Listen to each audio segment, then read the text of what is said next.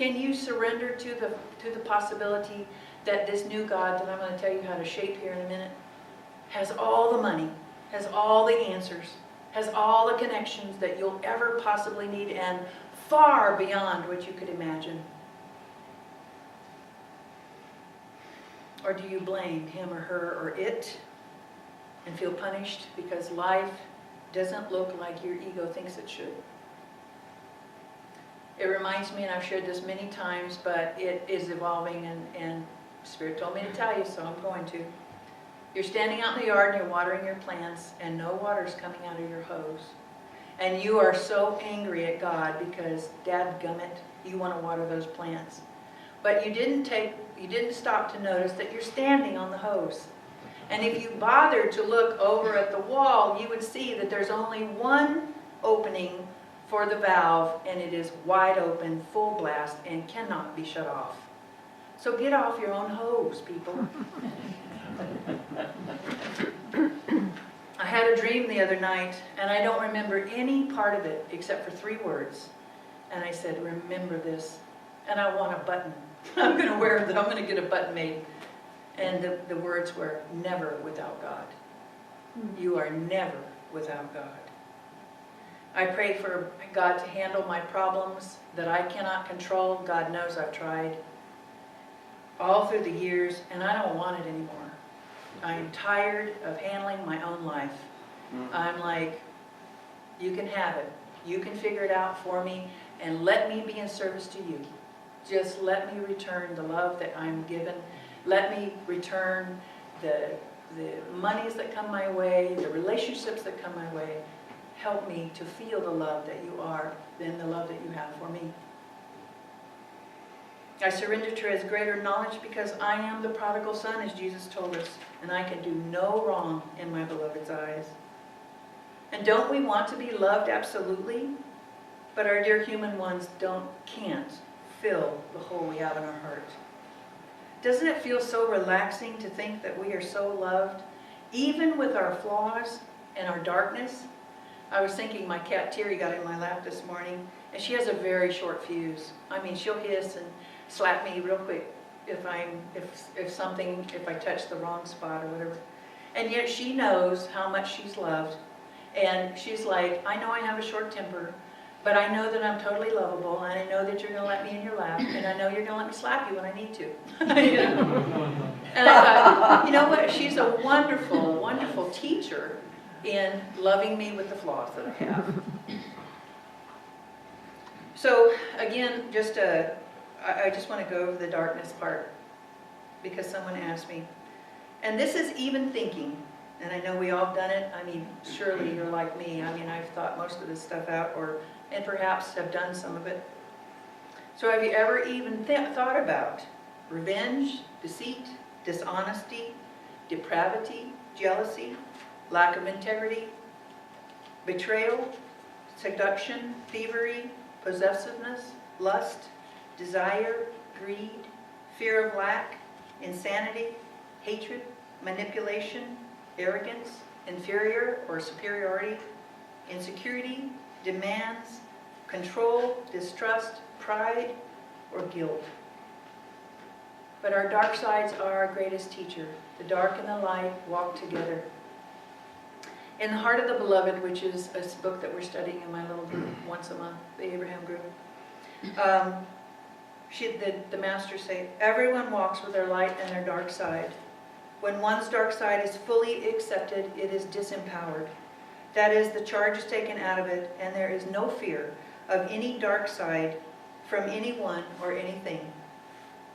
Then no person, place, or circumstance, or anything external to oneself is a threat to any aspect of one's being. There is no threat when one is comfortable with one's own light and one's own dark. They walk together forward into life. The shadow self keeps a human being honest, questioning themselves and their nature. The time will come when the shadow self is befriended, when the weapons are laid down and it holds no more strength. I think that many of us are afraid of our imperfections because if we were made to feel more unlovable than we already are, we think we might just blow up and become ash right on the spot.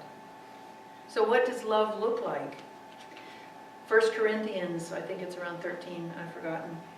But I just thought I would bring it up here because eventually I'm going to get you to redesigning your God. So here are some adjectives of love. It suffers long. It's kind. It's not puffed up. It does not brag. It does not behave inappropriately. It is not easily provoked. It thinks no evil. It seeks not for itself. It bears all things, believes all things, hopes all things, endures all things, and never fails. So let's give ourselves permission, first of all, to throw out the old God. There's a new update waiting. So I'd like to give you a few ideas about how to design or make over your new God. 1, that it always accepts you and loves you no matter how badly you behave. 2, is constantly by your side, never abandoning you regardless of the circumstance. 3, never punishes you for not being perfect. If I or you feel punished, you need to get honest with yourself and ask what you are afraid of deep down inside and have the courage to let God tell you the answer. Be like my cat, always soft, warm, fuzzy, and affectionate. Be like ice cream, a total pleasure in my experience of eating it. That no matter what the state of my prosperity or health or relationships are in, by releasing and letting go to His wisdom and care, can trust my needs will always be seen to. So now that you've looked with courage at your old God, dug up those cedar chests, and been willing to throw out what no longer works for you, and perhaps never really owned in the first place, you've made a decision to create a friendly, loving, non-judgmental, supreme lover, and that you are okay with it.